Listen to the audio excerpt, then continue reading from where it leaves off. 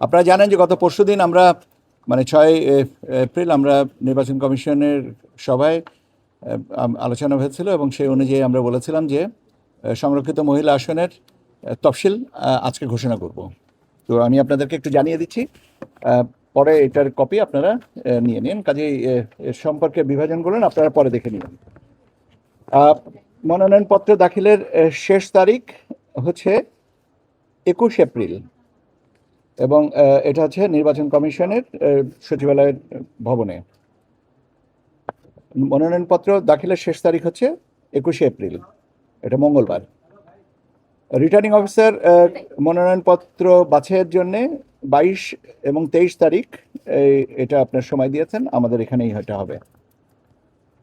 Appeal আবেদন 26 তারিখ, এটা রোববার, যদি কেউ আপিল করেন তাহলে এটা। আপিল নিষ্পত্তি 27-28 এপ্রিল। আপনারা এটা কপিটা দিয়ে দেবো যাতে আপনাদের জন্য নিতে। প্রার্থিতা প্রত্যাহারের শেষ তারিখ হচ্ছে আপনার 29 এপ্রিল, প্রতীক বরাদ্দ হবে 30 এপ্রিল, আর ভোট গ্রহণ হবে 12ই মে। তো এইভাবে আমরা এই শিডিউলটা তৈরি করেছি, আপনাদেরকে এটা কপি দিয়ে দেওয়া হবে। আর এইটা এই কি বলে নির্বাচন করার জন্যে আমরা আমাদের রিটার্নিং অফিসার এখানে আমাদের সাথে আছেন জনাব মঈনুদ্দিন খান, উনি নির্বাচন ব্যবস্থাপনা 2 অনুবিভাগের দায়িত্বে আছেন, উনি রিটার্নিং অফিসার। আমাদের জনাব মনির হোসেন, উনি আছেন নির্বাচন পরিচালনা অধিশাখার দায়িত্বে, উনি সহকারী রিটার্নিং অফিসার।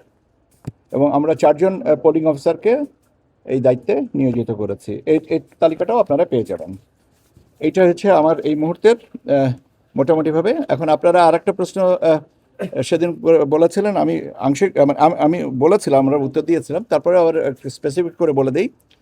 সংরক্ষিত মহিলা আসনের বন্টনটা হচ্ছে বিএনপি এবং তার জোটের ভিতরে 3 দল আছেন, গণ অধিকার পরিষদ, গণসংহতি আন্দোলন এবং বাংলাদেশ জাতীয় পার্টি বিজেপি।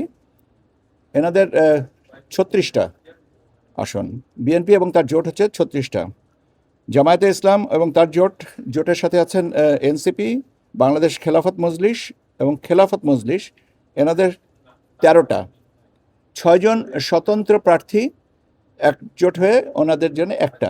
আর ইসলামী আন্দোলন বাংলাদেশ এবং রুমিন ফারহানা ম্যাডাম, এনারা বলেছেন যে ওনারা কোর্টে এককভাবেই থাকবেন, কোনো জোটে যাবেন না। সো 36, 13, 1 এই মিলিয়ে 50টার হিসাব।